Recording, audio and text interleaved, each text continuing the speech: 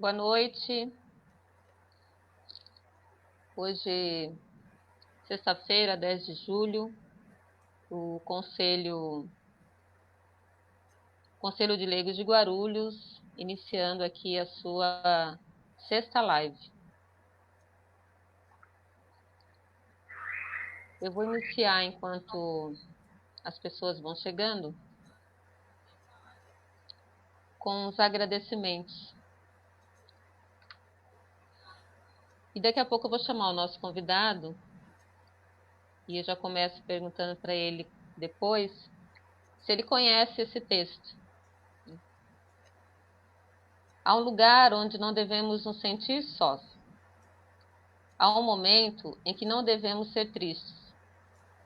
Há um sentimento que não mede forças para estar bem. Há uma pessoa que não esquece um só minuto de você. Este lugar é o mundo. O momento é agora. O sentimento é o amor. A pessoa é Deus. Sinta-se feliz a cada minuto da vida. Agradeça sempre o que vê em sua volta. Agradeça o que pode tocar e sentir. Agradeça sempre todos os sons que pode ouvir. Agradeça. Agradeça a Deus por ter nascido, por estar vivo, viva, por ter saúde, por poder desfrutar das maravilhas da natureza. Enfim, agradeça a Deus por ainda poder agradecer. Boa noite, Robson. Olá, Kátia. Boa noite para você. Uma alegria estar aqui junto com você, com os nossos companheiros e companheiras do Conselho Nacional do Laicato de Barulhos e tantos outros que estão nos acompanhando nessa live. Um grande abraço, uma alegria participar desse momento com vocês. Você conhece esse texto? O texto ele não me é estranho, eu já vi, já li em algum lugar. Agora, se você me perguntar quem é o autor, aí eu não vou saber. Ele é desconhecido, mas eu achei numa tese de mestrado do Robson Sávio. Eu achei Certamente é do autor desconhecido que eu citei, não é verdade? exatamente. E eu achei tão bonito, e aí eu quis também, não só com esse texto, agradecer, né, de antemão a sua presença aqui e dizer que é um texto inspirador. E vem bem acolher a nossa live de hoje, né? Acolher as pessoas que estão chegando, acolher de uma certa forma o momento que a gente está vivendo, que é um pouco o que a gente vai conversar também, né? Acima de tudo, a gente também precisa agradecer. Eu queria que você se apresentasse, né, para as pessoas, falar um pouco de você, quem é o Robson Sávio. Ô, Kátia, essa é uma responsabilidade grande a gente falar de si, né? Porque quando a gente quer falar de si para os outros, sempre a gente às vezes quer colocar os principais adjetivos, né? E as nossas principais funções, né? Mas eu queria me apresentar aqui como um companheiro de caminhada, né, de todos e todas aqui, que presta um serviço hoje na Arquidiocese de Belo Horizonte, na PUC Minas, onde nós temos o Núcleo de Estudos Sociopolíticos. Participamos também de outros espaços, como o Centro Nacional de Fé e Política do Helder Câmara da CNBB, o Conselho Nacional do Laicato. A gente sempre tem grandes amizades interlocutores. Nós participamos também do Movimento Nacional de Fé e Política, e na vida acadêmica, Fórum Brasileiro de Segurança Pública, também colaboro com a Faculdade Jesuíta com algum tipo de conhecimento. Então, a gente ocupa alguns espaços aqui a colar, sempre numa perspectiva de colocar o pouco conhecimento que nós temos a serviço dos outros.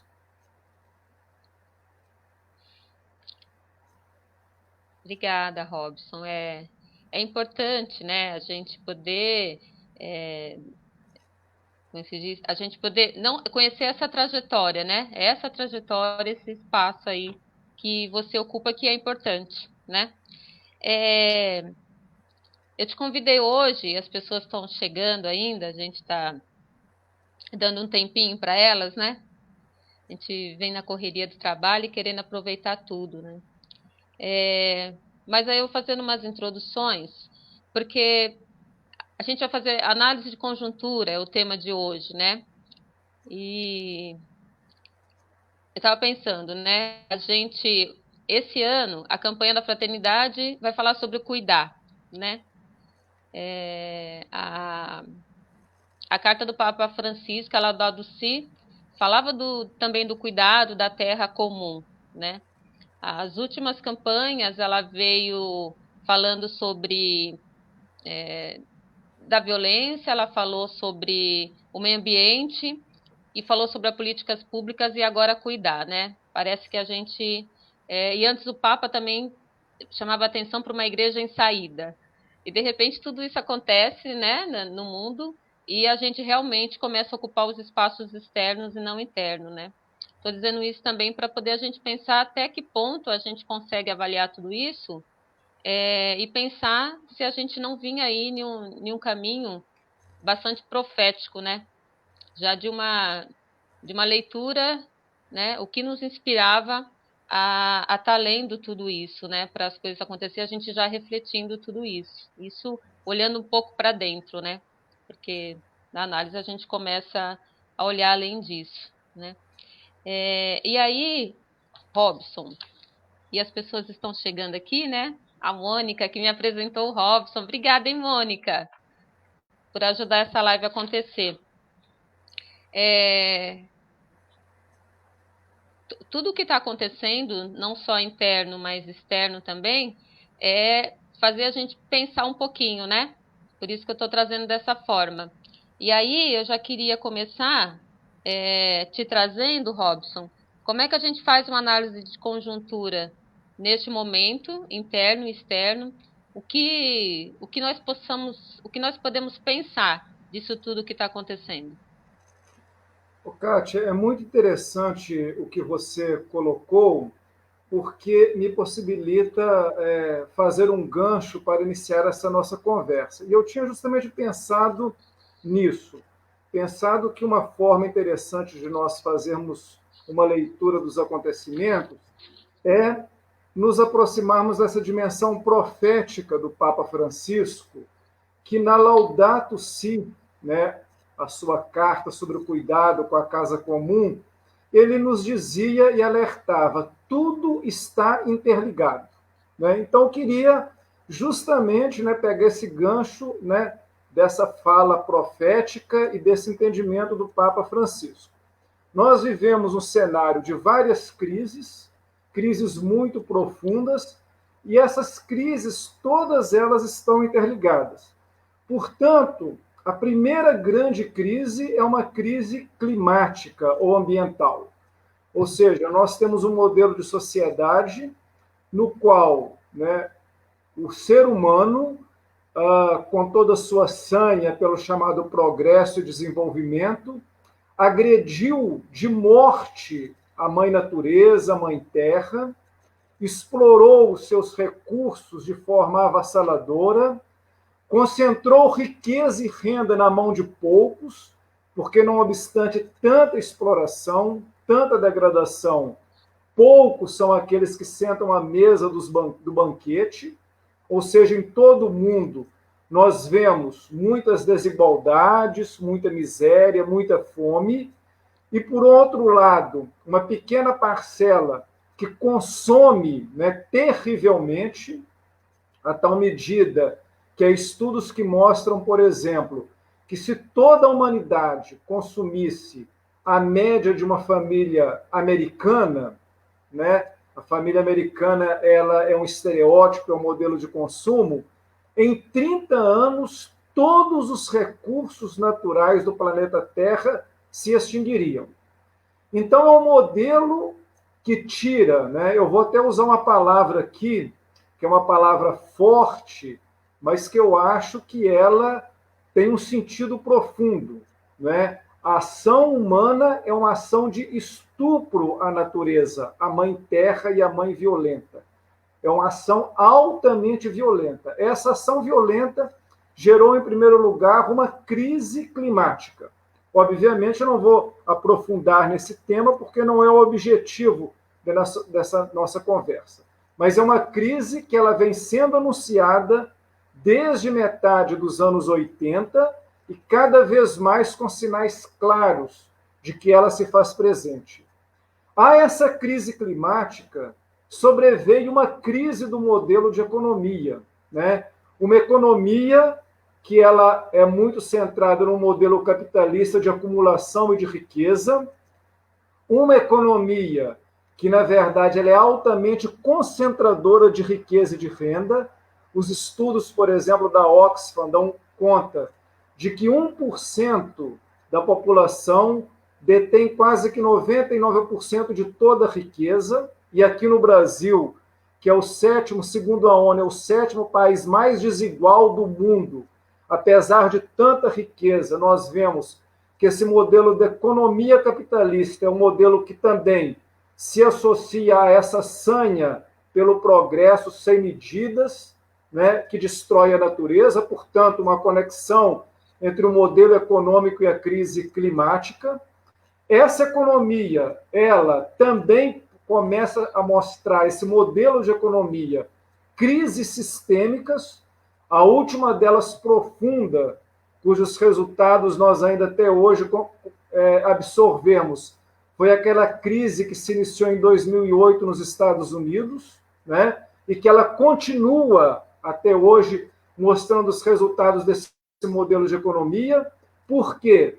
Porque é uma crise que ela mostra que o nosso modelo de economia, além de ser altamente concentrador de riqueza e renda e violador da mãe natureza, da casa comum, é um modelo de economia que não produz e nem distribui aquilo que é produzido, porque ele está baseado na especulação, no rentismo e numa economia virtual. Não é à toa que nós hoje percebemos que empresas que no momento valem bilhões, no outro dia vale a metade, um terço ou um quarto disso. Por quê? Porque é toda uma especulação acumulativa que ela não está lastreada no produto, seja ele fruto do trabalho humano, seja ele fruto da transformação da natureza. É uma riqueza totalmente artificial, que está nas bolsas de valores, nos títulos, né, no que nós chamamos de rentismo. Então, veja, a crise climática ela está associada à crise da economia. E essas duas crises provocaram uma terceira grande crise, que é uma crise democrática, é uma crise de governança. Ou seja, em sociedades tão desiguais, cuja economia é segregadora, concentradora de riqueza e de renda, né? Ela justamente começa a provocar uma série de desconfortos na sociedade, porque a maioria das pessoas está excluída, e justamente essa exclusão faz com que haja uma erosão das democracias, dos governos democráticos. E é justamente, né, com esquemas fraudulentos de criminalização da política e outros, que nós percebemos, inclusive, dessa crise do sistema democrático e político, a assunção novamente de governos autoritários, de governos fascistas, que querem se impor e controlar pela força, pela violência, pela opressão, pelas mentiras, e isso nós estamos vendo em várias partes do mundo. Então, veja, crise climática, crise econômica, gerou também uma crise, uma erosão na democracia.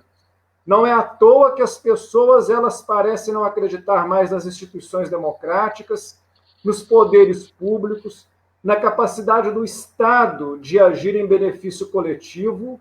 Não é à toa que têm surgido, né, lideranças pelo mundo afora, que são lideranças autoritárias, lideranças que utilizam de determinadas estratégias e artimanhas para oprimir e para segregar, que mantêm um grupo de pessoas altamente mobilizados para difundir discursos de ódio e de violência.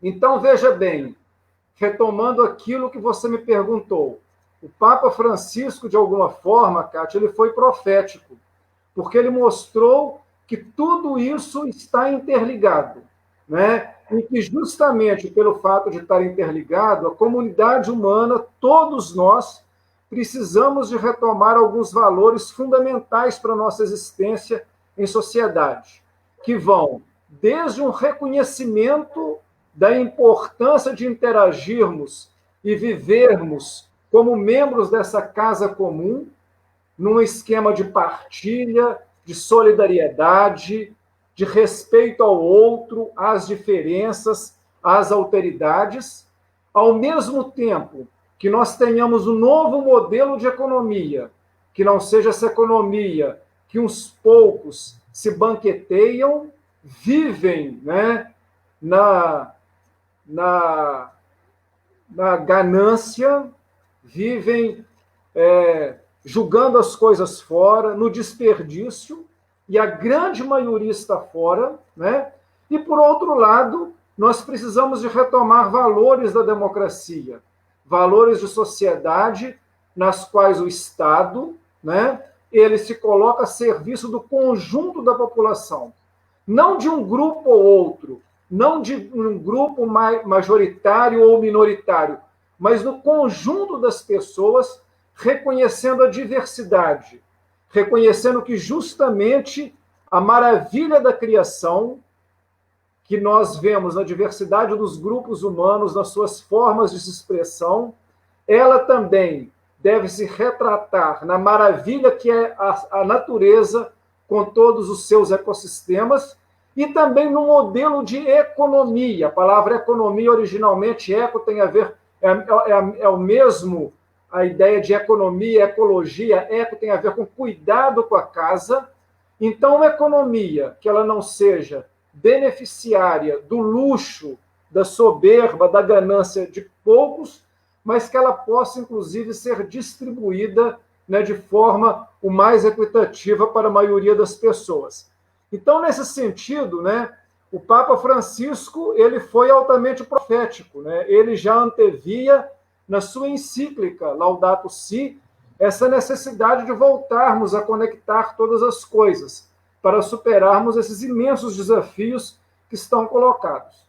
E justamente, Kátia, avançando um pouquinho, é justamente a crise democrática, a crise de governança, a assunção de governos autoritários, de governos opressores, é que hoje tem sido um dos principais problemas que várias sociedades estão vivendo e que tem se tornado um flagelo para o povo brasileiro.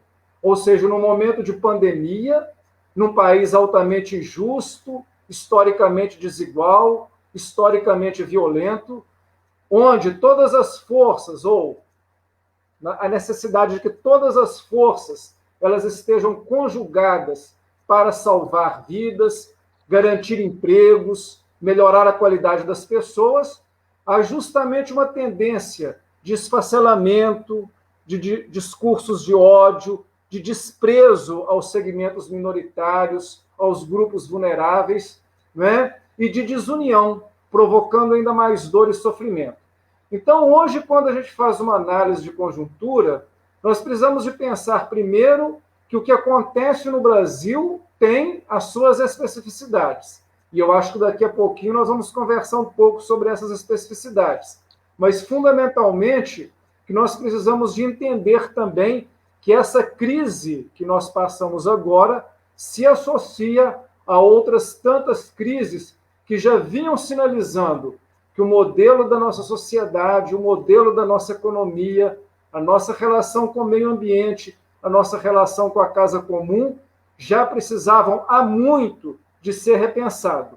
E isso daí, obviamente, demanda uma nova ética societária, demanda medidas individuais, medidas de cada um de nós, mas a construção de novos consensos, né? O pior do mundo é quando nós olhamos para essa realidade tão dramática, esse cenário que parece tão aterrador, e nos sentimos impotentes, ou nos sentimos incapazes de interagir, de exercer o nosso protagonismo, de nos espaços onde nós atuamos, deixamos de cumprir o nosso papel de agentes importantes na discussão desses problemas para enfrentá-los, para superá-los. E eu acho, Kátia, que esse talvez é o primeiro grande desafio da nossa conjuntura. É a ideia de nos conscientizarmos da situação na qual nós vivemos. Porque a consciência ela não é dada por um terceiro.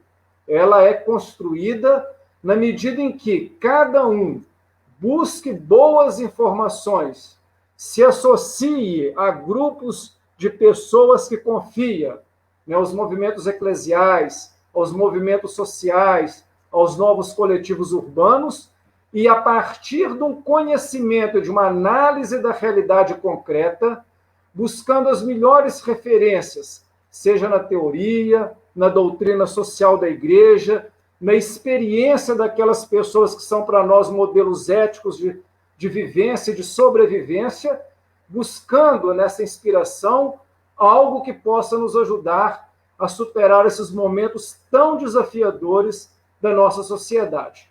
Então, eu acho que pensar a conjuntura é cada um se colocar também como sujeito responsável pela história.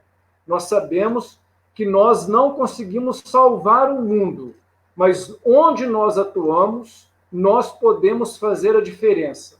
Sair do comodismo, sair da covardia, do discurso de sempre responsabilizar e culpabilizar o outro e buscando boas informações em bons coletivos, sejam eles da sociedade, sejam eles da igreja, discutir as formas nas quais nós devemos enfrentar essa realidade, mesmo sabendo de que é uma realidade dura, uma realidade desafiadora, mas dentro de uma perspectiva, inclusive, da esperança cristã. Não uma esperança de esperar que tudo venha pronto e resolvido, mas de esperançar-se, né, como diz Dom Helder, de se colocar a caminho, de se colocar como sujeito da realidade para ajudar na construção das saídas possíveis. Nossa, nossa, Rob, só a introdução, né?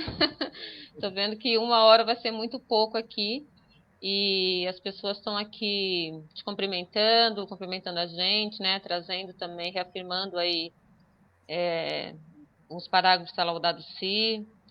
Tô conseguindo ver o pessoal da Arquidiocese de Belo Horizonte, seu pessoal, né? Limeira.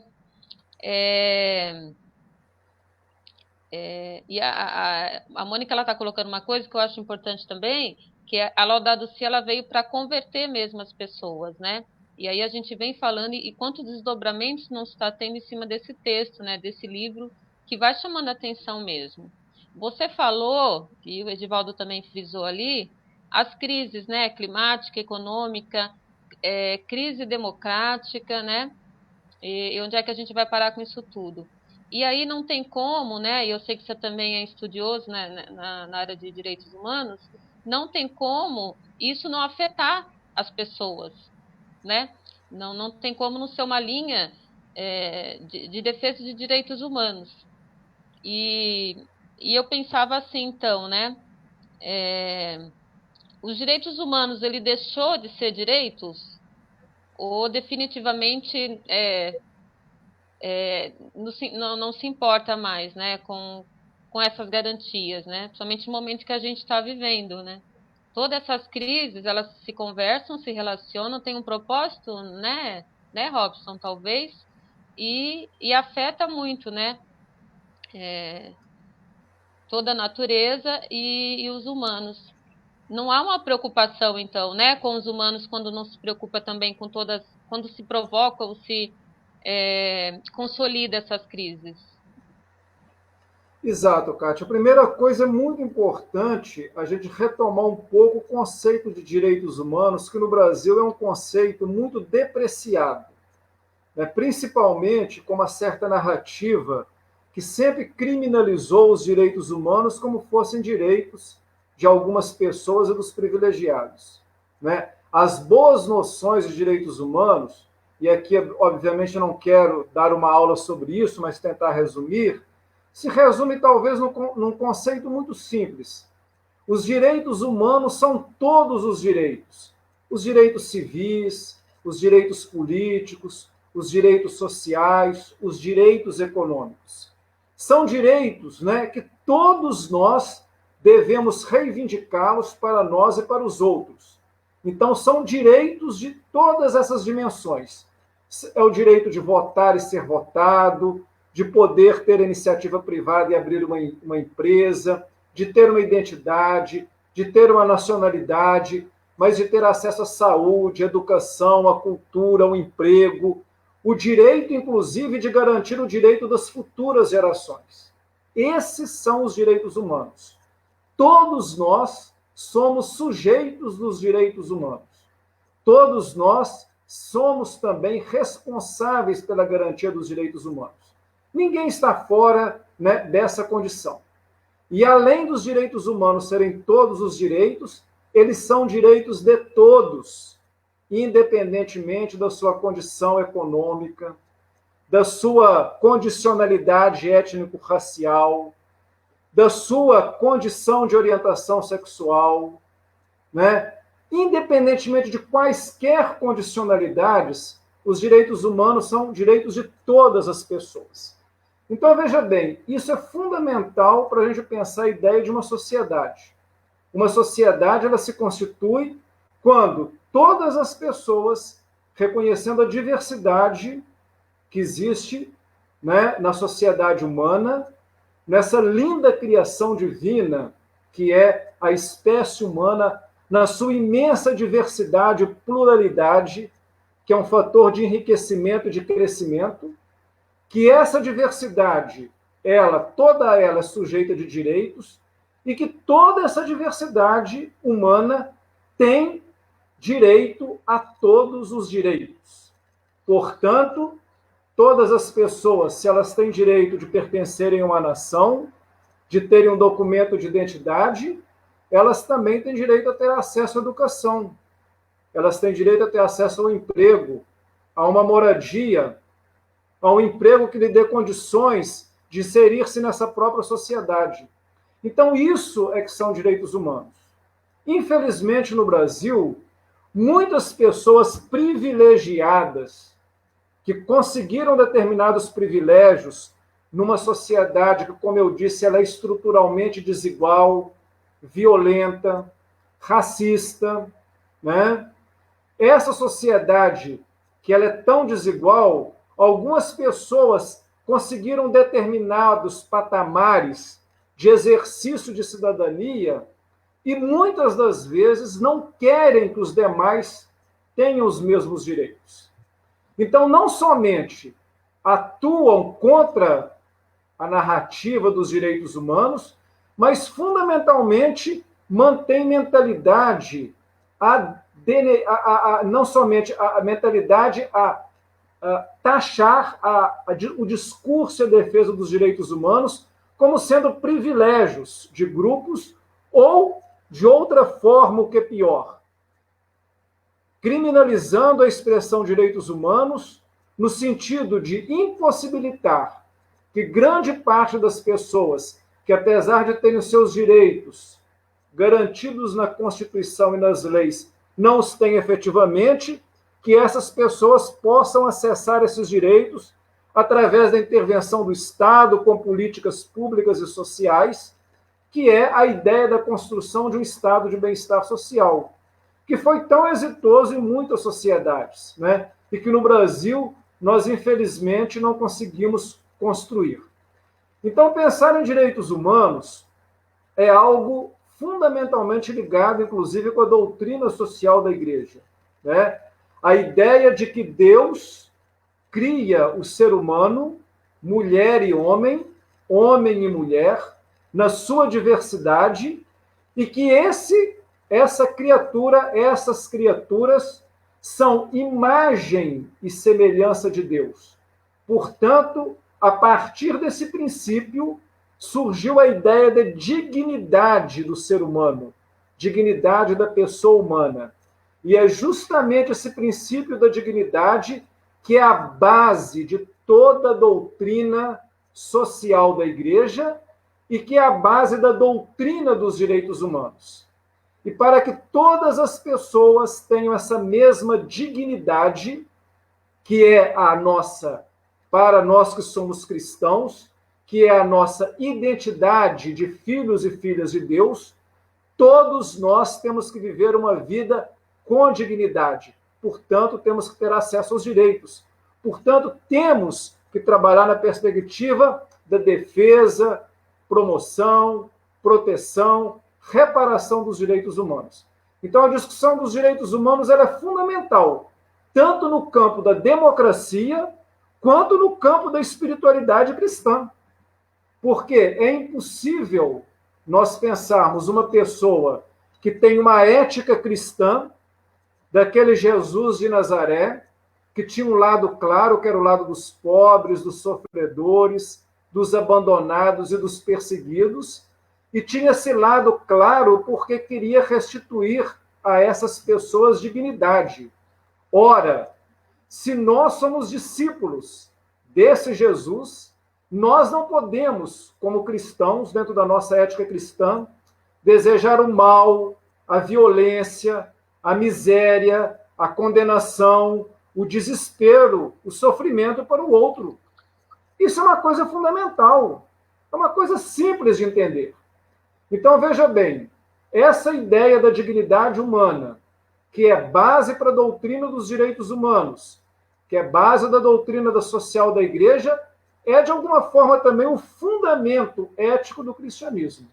E é por isso que é tão importante essa questão, talvez, que você trouxe, Kátia. Ou seja, no momento atual, de tantas violências e violações, discutir a ideia de direitos humanos passa a ser uma questão fundamental. Mas então, terminando essa sua questão, pensando que os direitos humanos são todos os direitos civis, políticos, sociais, econômicos, culturais, e são direitos de todos e todas. Se todos e todos somos filhos de Deus, todos e todas somos sujeitos e sujeitas de todos os direitos. Tá certo. E a Mônica está reforçando aqui, né? Jesus Cristo foi o maior defensor dos direitos humanos. É esse Jesus, né? Do lado dos pobres, do lado dos mais sofridos, que deveria ser seguido por todos, né? Não Jesus de privilégios, né? Me parece, não sei, que se usa muito o nome de Jesus para privilégios, deturpando, né? Distorcendo os seus ensinamentos e falas. Ainda na sua primeira fala, você está falando da questão ambiental, e hoje estava lendo no Intercept que as Forças Armadas elas recebem um orçamento 10 vezes maior que o IBAMA para não fiscalizar a Amazônia, né? E aí quando a gente vai falar de direitos, né, e das crises todas da situação atual, a gente vê uma reportagem dessa, né, e a gente pensa, então a gente está investindo mesmo, eu sempre costumo dizer que a gente paga para não ter recursos, paga para não ter de volta os nossos recursos, né, os nossos direitos. É uma crise que ela é tão explícita, né? Mas será que as pessoas conseguem perceber isso tudo? Será que elas conseguem perceber que essa questão da Amazônia, que já não é de hoje, afeta diretamente a consolidação dessa crise climática e tudo mais, né? Acho que é importante pensar nisso. E quando você falou da ética no cristianismo, né? Qual é o nosso compromisso cristão diante de tudo isso? Aí me remete muito o envolvimento político, né? Eu, enquanto cristão, eu posso me envolver politicamente? De que forma? Direta ou indiretamente? Porque tudo se volta contra nós, né? Bastante estranho, né? E não é a natureza que está se voltando contra nós. São efeitos de não cuidar da natureza, né? Pois é, Kátia, é muito interessante porque aqui também é outra palavra que precisa de ser ressignificada, que é a palavra política, né? Muitas vezes, no senso comum, as pessoas elas pensam em política somente como uma política institucional, aquela que acontece nos partidos, nos órgãos públicos e nos poderes. Isso também é política. Mas a política ela tem a ver com o nosso cotidiano, com as decisões que nós tomamos ou que deixamos de tomar. Porque quando nós também não tomamos uma postura, uma decisão, nós estamos colaborando para que outros tomem decisões em nosso nome. E isso serve para qualquer ambiente. Nós exercemos política dentro da nossa casa. Quando nós participamos, opinamos, discutimos, encaminhamos soluções. Quando nós não opinamos, não fazendo nada, e alguém vai tomar uma decisão em nosso nome, ou como nós simplesmente ficamos criticando os outros por tomar decisões. Em quaisquer âmbitos da nossa vida, nós estamos dentro de uma cidade, dentro de um espaço coletivo, dentro da polis, como os gregos gostavam de dizer, nós estamos tomando decisões. Mas, infelizmente, uma das formas de afastar o cidadão justamente dos espaços de tomada de decisão mais importantes, que são aqueles espaços públicos cujas decisões afetam a todos, uma das formas mais perversas é a tentativa de criminalização da política. É de colocar política como algo ruim, feio, sujo, perverso, como todos aqueles que exercitam a política profissionalmente fossem também perversos, ruins e malfeitores. E justamente com esse discurso de criminalização da política tão evidente na sociedade contemporânea, as pessoas elas começaram a se afastar desses espaços de discussão e de deliberação. Então, veja bem, as pessoas numa sociedade que ela já é muito individualista, elas começam a achar que são o centro do mundo. Nas decisões do cotidiano, elas já não querem mais discutir com o outro, elas querem se impor. Isso nós percebemos muito, por exemplo, nas redes sociais, não é? Mas também nos espaços de decisão pública, muitas das vezes nós queremos criminalizar os conselhos, os movimentos sociais, os partidos políticos, os poderes públicos. As pessoas não percebem que justamente afastando desses espaços e criminalizando esses espaços, elas estão abrindo brecha para que esses lugares sejam ocupadas pelas piores pessoas, com as piores ideias e com os piores projetos. E é isso que tem acontecido, entre outras questões, com o cenário político contemporâneo. Se nós observarmos o que aconteceu no Brasil na última década, pelo menos, nós observamos justamente isso. Foi a combinação, primeiro, de um discurso de criminalização da política, né? Principalmente de criminalização dos setores mais progressistas e mais voltados, por exemplo, para a defesa dos direitos humanos, que são os direitos de todos, né? E todos os direitos, né? Foi justamente a somatória de um discurso de criminalização da política, junto com o afastamento das pessoas dos espaços de decisão. Então, por exemplo, quando a gente olha nas eleições, né, em vários níveis, mas vamos pegar as últimas eleições, quase 40% dos eleitores, 40%, ou anularam o voto, ou votaram em branco, ou sequer participaram das eleições. Se nós pegarmos, por exemplo, essa cifra de 40%, dezenas de prefeitos, governadores e até mesmo presidentes foram eleitos com um contingente de voto inferior a 40%.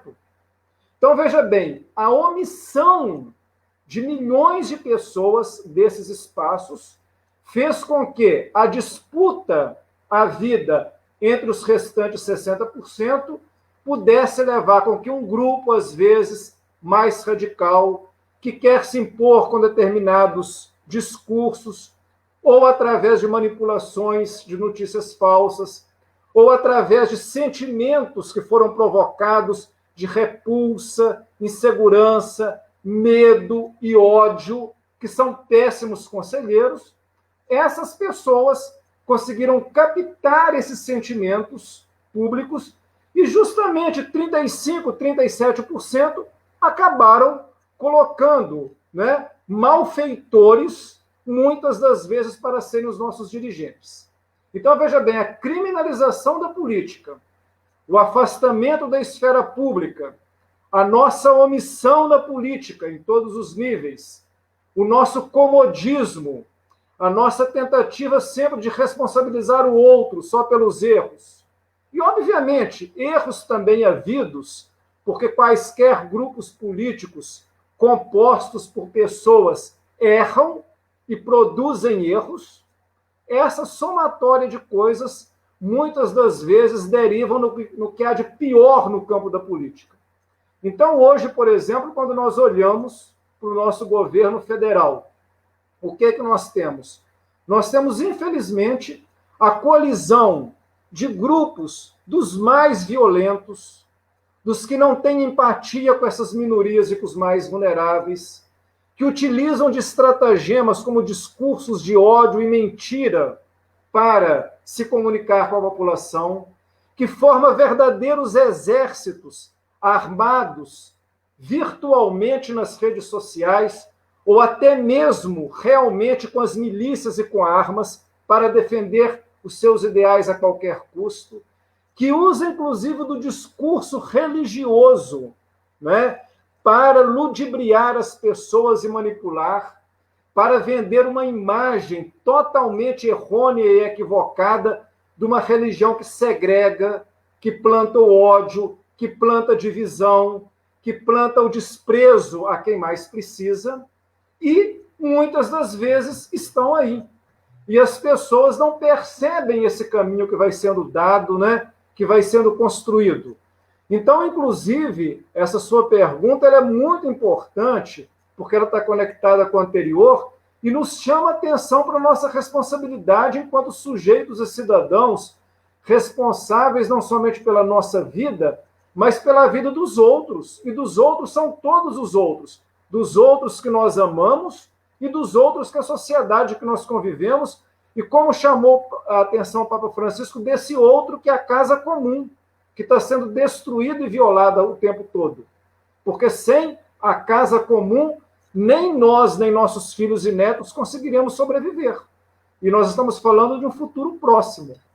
Então, veja bem, a nossa omissão, a ideia de que a política é uma coisa ruim, de que nós não devemos discutir, não devemos defender as nossas ideias. Obviamente, eu não estou falando aqui de nada de radicalização. Eu não estou falando daquela pessoa que pensa que só ele que está certo, que só o seu grupo que está certo, que só a sua religião que está certa, que todos os demais devem ser condenados. Eu não estou falando desse tipo de radical. Muitas vezes, com o radical nem é possível diálogo, porque diálogo é uma conversa que se dá entre duas pessoas ou mais que se colocam em pé de igualdade e que estão dispostas a ouvir o que o outro tem a dizer, a compreender o que o outro pensa do mundo e da sociedade e a conversar com a pessoa, ouvir as suas ideias, questioná-la e interagir. Eu estou falando nesse diálogo possível. Eu não estou falando com diálogo com aqueles que não querem ouvir ou querem se impor.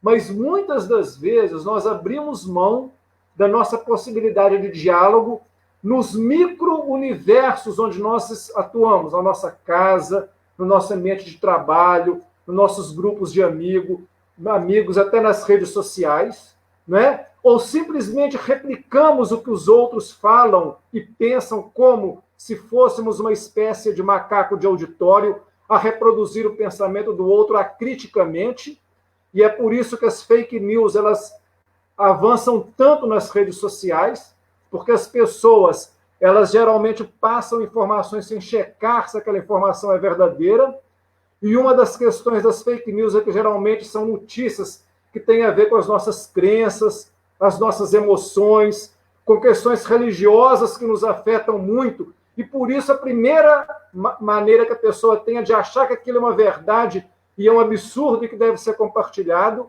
e é justamente aí, né, é que essas notícias falsas abocanham milhares de pessoas e vão reproduzindo em verdades.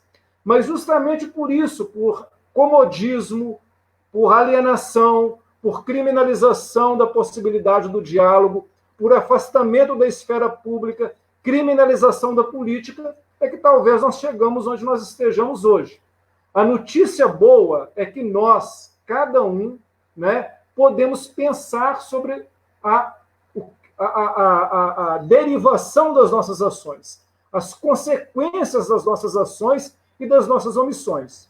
Então, para terminar essa parte aqui, todos nós, o tempo todo, agimos politicamente, por ações, omissões, né, e por negligência, às vezes até por desconhecimento.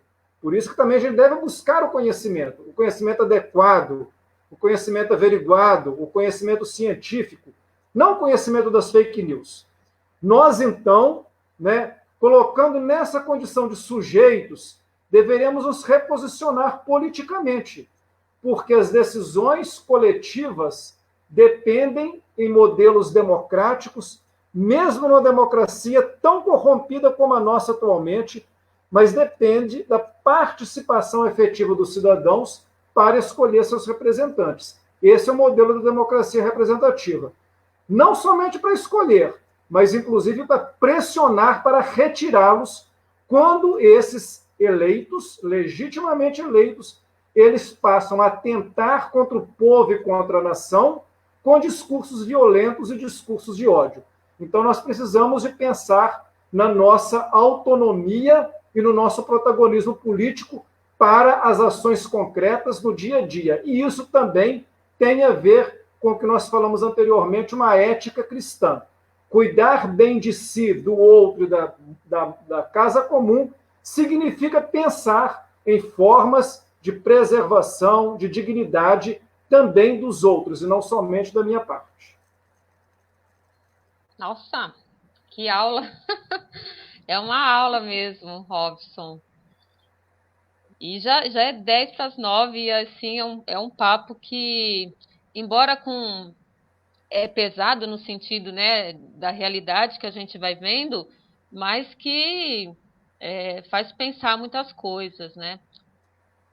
Quero dar aí uma boa noite, né? Porque eu também estou tão envolvida aqui na fala do Robson que a Rita que está aí dando boa noite para a gente também, concordando, né? A Valéria que chegou agora, as pessoas cumprimentando, curtindo, concordando com você, opinando, né? E você falou aí eu ia fazer essa pergunta da fake news, ou seja, respondeu que é por conta de toda essa outra conjuntura, né, do desinteresse, que eu sempre falo que nós temos uma educação para não política, né, por isso que a gente não tem tanto investimento numa educação que faça realmente as pessoas, os jovens pensarem e se envolverem. Você também tocou nessa questão da não se envolver também é um ato político, e na minha profissão, né, no serviço social, a gente tem essa reflexão que a neutralidade também é um posicionamento, né? Então, nesse caso, um posicionamento político. Então, dizer eu não gosto de política, eu não me envolvo, não quero saber de política, você dá, então, espaço para que quem goste muito possa fazer o que quiser lá dentro, inclusive essa forma em que a gente chegou nesse caos, né? E que às vezes parece que a gente não vai sair dele, né? Às vezes parece que não vai acabar, porque a cada ano você trouxe a questão das últimas décadas, né? E aí os últimos 3 anos me parece que foram piores. Aí a gente fica temendo o que virá, então, pela frente, né? Mas também você falou de espaços, né? Que a gente pode estar, né? E aí eu pensei assim, como seriam esses espaços, né? A organização. No início você foi falando, né? Que a gente pode se organizar, é saudável, apontou algumas coisas aí, né? E nós, enquanto igreja, porque assim, a gente faz a caridade e também é bíblico dizer que caridade é também se envolver na política. Mas, além disso, o que nós cristãos podemos fazer? Está na hora da gente se confessar já, né? Como foi falado, né? E está na hora da gente se confessar das nossas omissões políticas, né? Está na hora da gente rever algumas ações nossas. essa questão para poder a gente ir encaminhando para o fechamento. E também eu queria, assim, né? As pessoas foram se colocando aqui, né? Eu fui tentando fazer algumas perguntas, mas aí, Robson, o tempo tão curto e voou tanto. Dentro dessa análise, tinha alguma pergunta que você queria responder e a gente não fez? Que ponto, nessa conjuntura toda que você traz, que você acha que deve ficar como para a gente se debruçar sobre ela? Bom, Kátia, eu queria primeiro dizer o seguinte: existe muita vida pulsante, né? Basta nós olharmos, basta nós observarmos. Eu tenho visto, por exemplo, nesse momento de pandemia, né? Enquanto muitos políticos, por exemplo, fecham os olhos para a dor e sofrimento do outro, quantos prefeitos e vereadores têm dado exemplo, né, de tentarem direcionar políticas protetivas, de assistência, de saúde, que são fundamentais para garantir a vida e a dignidade de quem mais precisa. Mas a gente está vendo uma imensa mobilização da sociedade civil. Nas periferias urbanas, coletivos urbanos juvenis, ligados à comunidade negra, né? Ligado aos jovens, ligado, por exemplo, a igrejas, várias igrejas de várias denominações cristãs, atuando de forma potente, no sentido de uma caridade que não é uma caridade simplesmente para ajudar alguém e ficar livre, mas de se comprometer com o outro no momento que mais precisa. Nós estamos vendo também no campo da política institucional e em outros espaços muita discussão justamente sobre o que precisa de ser feito para que o conjunto da população brasileira passe a ser protagonista das principais decisões. Para que nós não continuemos reféns de grupos, de coalizões que se formaram, né, que envolvem, né, grandes empresários, grandes latifundiários, grandes banqueiros, né, corporações como militares, né, forças armadas, algumas corporações profissionais na área do direito, na área da medicina, que são grupos privilegiados, ou reféns de discursos religiosos opressores que pregam um Deus que é um Deus que abençoa quem tem dinheiro, né? Desconhecendo aquele Jesus de Nazaré que justamente destruiu no templo os vendedores, aqueles que queriam fazer da casa de Deus uma venda de orações e de favores, não é? Há muitos e muitos grupos potentes na sociedade que estão cada vez mais tratando de discutir, de se coligarem, de se conhecerem, nesses tempos de pandemia, de se formarem e informarem para superar essas mazelas. Então, isso também pode ser muito pedagógico, né? A crise, dizem os chineses, ela também traz para a gente um momento de criatividade, de possibilidade de criação, né? É justamente, talvez, de assustar, né? De perceber tudo o que está acontecendo no âmbito da natureza, desse modelo de economia, né? Eu fico, às vezes, sofrido quando eu vejo, por exemplo, uma pessoa que se gaba por ser um microempreendedor individual, como se ele fosse um grande empresário. Essa pessoa, às vezes, ela não teve a formação necessária para conseguir perceber como que ela é uma vítima dessa moenda opressora, que faz com que essa pessoa trabalhe exaustivamente de toda a sua vida e não tenha nenhum direito, nenhuma garantia, e não consiga perceber que ela sozinha não vai conseguir sobreviver numa sociedade como a nossa, que ela é tão autofágica, no sentido de que as pessoas o tempo todo, umas quase que estão querendo comer as outras, não é?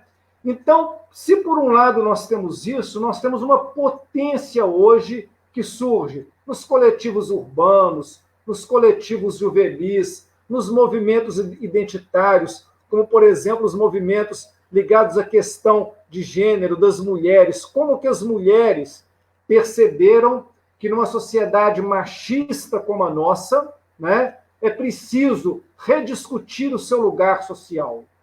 Como que a comunidade afro percebeu que numa sociedade racista como a nossa, não dá para ficar esperando que o milagre ele aconteça de uma hora para outra, a não ser que essa comunidade também pense o seu protagonismo nessa história. Como é importante nós percebemos que o jovem, ele não quer ser o futuro, mas ele quer ser o presente também, né? E eu vejo também nos movimentos eclesiais, sabe, Kátia, muita articulação, né? Eu tenho acompanhado muitos movimentos ligados ao CNLB, ao Conselho Nacional do Laicato, uma diversidade imensa pelo Brasil, nos coletivos, grupos, escolas de fé e política, que estão cada vez, né, em número maior e mais conectados, né? Nós, inclusive, estamos articulando a criação de uma grande rede brasileira de fé e política, de pastorais sociais que estão atuando no cotidiano dessa pandemia, mas também pensando em ações articuladoras mais amplas com outros atores sociais. Então, eu vejo que se nós, né, conseguimos perceber com os sinais do tempo, que não são somente os sinais da tragédia, os sinais da morte, nós, inclusive, de novo, pegando um pouco a espiritualidade cristã, nós não somos do Thanatos. Nós não somos daquela espiritualidade que está concentrada na sexta-feira da paixão, que mata Jesus e que enterra. Nós somos do Eros, da vida, da ressurreição, do domingo, que queremos um Cristo conosco que nos estimula na caminhada, que nos faz sujeito da história, que nos coloca uma responsabilidade ética de cuidar de si e dos outros, né? Então, há muitos movimentos eclesiais que são movimentos de vida, de uma espiritualidade da vida em todas as suas circunstâncias, em todas as suas dimensões, em toda a sua diversidade, em todo o seu valor, em toda a sua pujança. E isso é muito bom. Nós podemos espelhar nesses exemplos, nessas formas de ação, nessa potencialidade do agir, nesses micromovimentos que estão pulsando, que estão falando para todos nós e espelhando neles, nos reposicionarmos politicamente, nos reposicionarmos eclesialmente dentro das nossas igrejas e ajudar nessa potência que pode criar, sim, um movimento a enfrentar essa narrativa da morte, da violência, do ódio, do desamor, da mentira, da perseguição, da discriminação, do racismo, do autoritarismo e da vingança. Nós temos um contraponto, né? E nós precisamos já pegar firmemente nesse contraponto para, inclusive, ter energia e potência para nos associarmos uns aos outros e conseguir formas de superação. O Robson, você estava falando da questão das mulheres e a Rita já tinha colocado aqui, se não, a Rosélia, perdão, se já não seria a hora das mulheres se aproximarem mais efetivamente da política, né? Acho que você colocou um pouco, mas também pode acrescentar.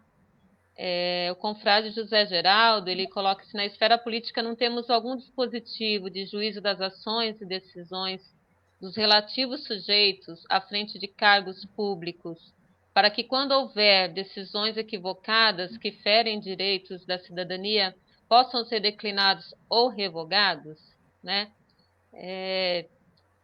O Robson Grisili, ele entrou há pouco também. Ele também está falando, a nossa igreja não virou esses templos de vendilhões, né? Se igualando aos hipócritas, faz a crítica aos pastores evangélicos mercenários e internamente praticam a mesma coisa, né? Essa autoavaliação também que a gente tem que fazer, né? Porque de que lugar que a gente está falando, né?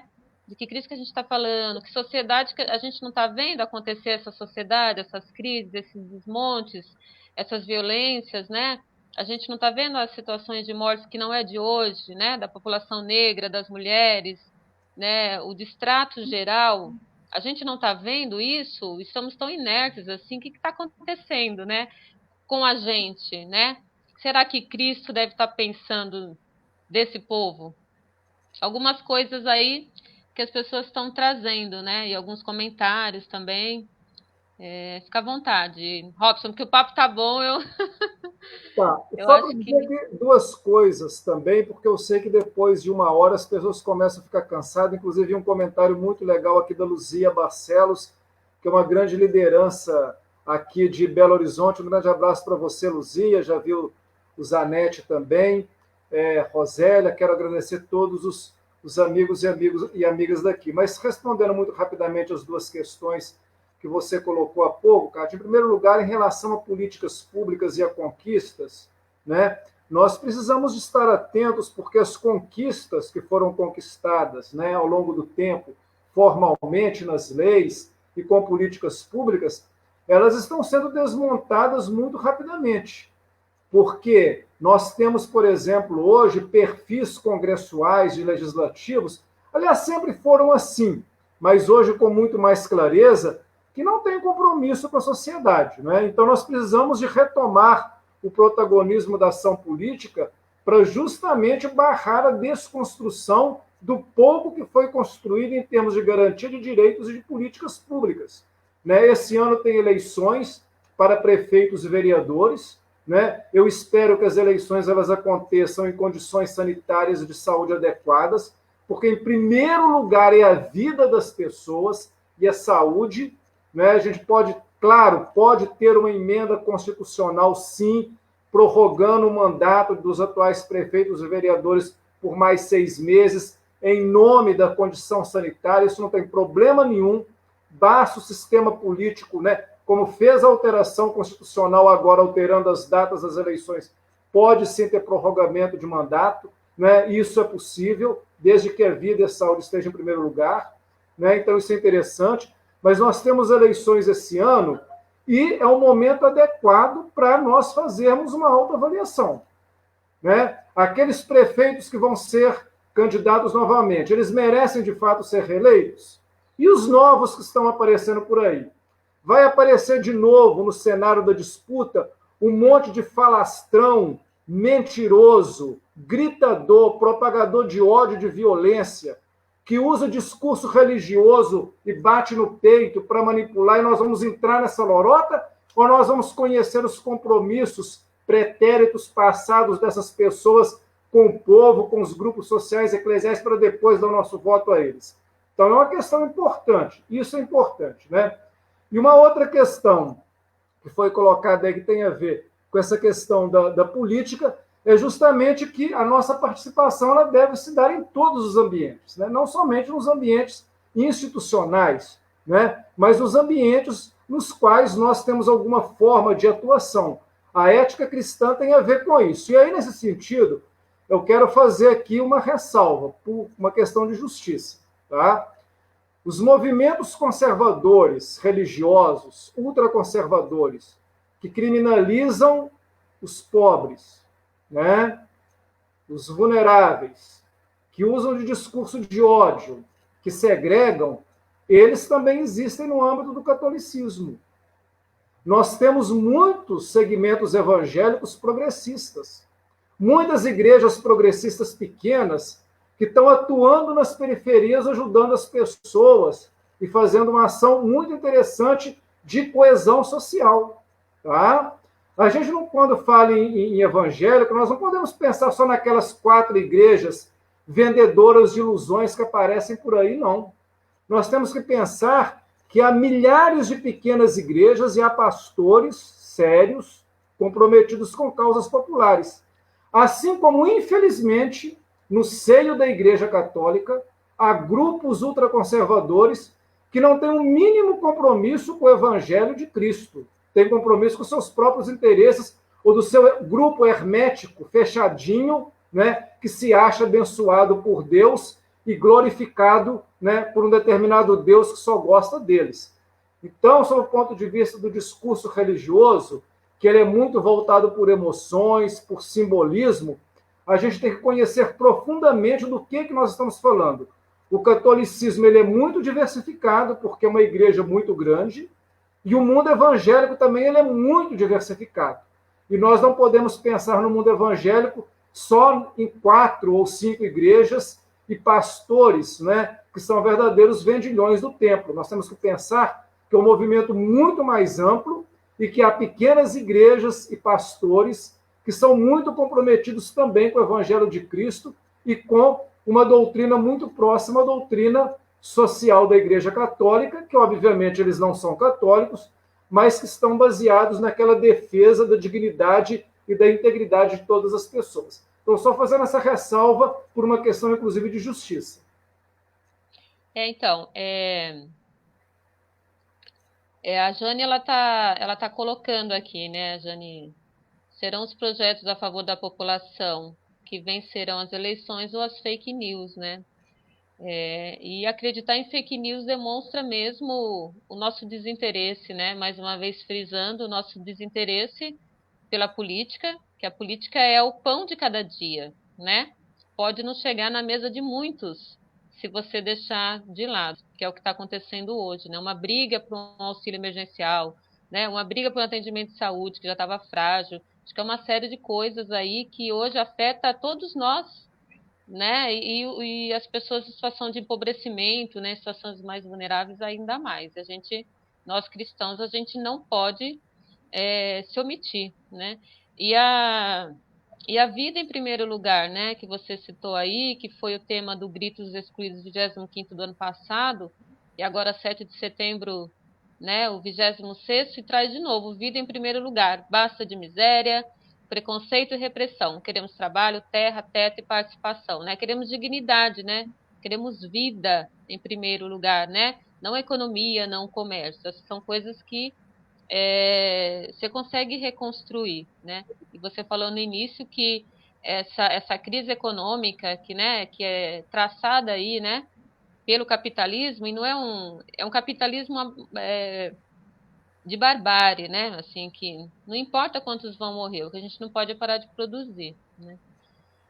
Então, Robson, assim, eu não queria não que a gente encerrasse, né? Porque a troca, as informações, né? A forma como que você consegue relacionar tudo e o interesse das pessoas, a gente vai percebendo que a gente poderia ter muito mais pessoas aqui, até pensando ao contrário, para que a gente pudesse aí fazer um debate, né? Uma conversa, porque a pastoral foi política, né? Eu estou no Conselho de Leigos e a gente vem da pastoral. O intuito é isso, né? De instruir, você sabe melhor, né? De sensibilizar, de favorecer o debate, a conversa, o diálogo, que é o que você frisou, que é muito difícil, porque as pessoas elas estão tomadas por ódio, né?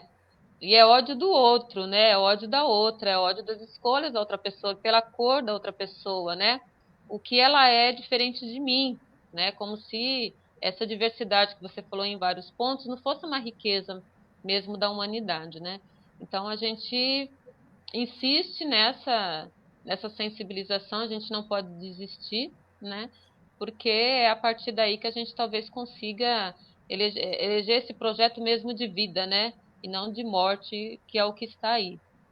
Eu queria então que você respondesse a sua pergunta e que você aí também deixasse aí para a gente umas dicas finais, né? E já te agradecendo, porque eu nem senti passar esse tempinho aqui com você.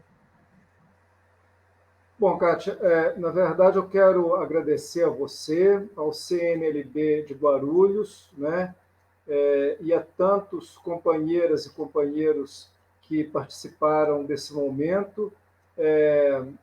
Na verdade, aqui é uma tentativa de uma conversa, né, e eu fiquei muito feliz de poder ajudar, né. Tenho visto aqui os comentários das pessoas lembrando da Sexta Semana Social Brasileira, de falar de economia solidária, que é fundamental, né, de falar realmente dos movimentos eclesiais tão potentes. Eu acho que tudo isso são sinais de esperança.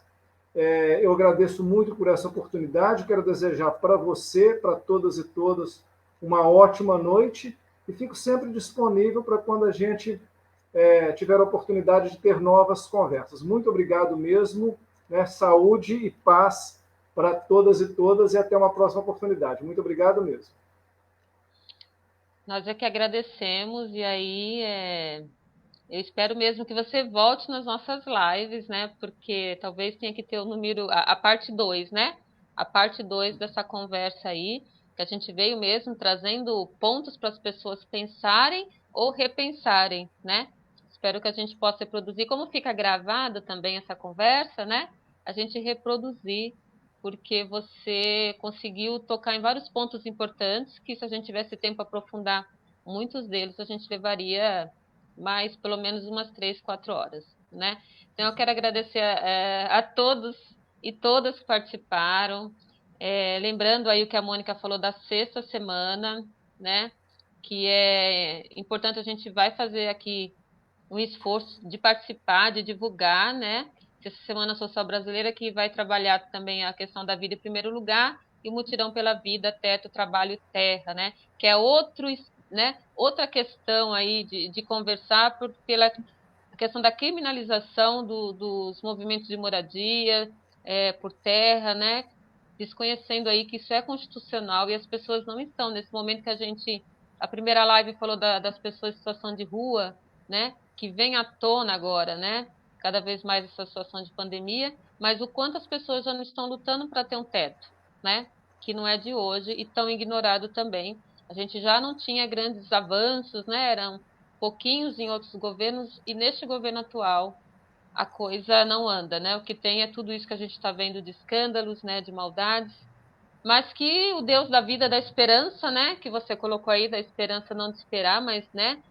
Da gente junto se unir, de acreditar na vida, de acreditar no outro, que a gente consiga dar as mãos, né? Que foi o grande lema o ano passado também, né? Ninguém solta a mão de ninguém, que a gente possa fortalecer um ao outro. E quem sabe a gente consiga aí fazer com que as pessoas percebam, né? Que é a vida de todos, né? A vida de um, ela não vale mais do que a do outro e a da outra. E aí, Deus abençoe por você, pela sua vida também, Robson, tá?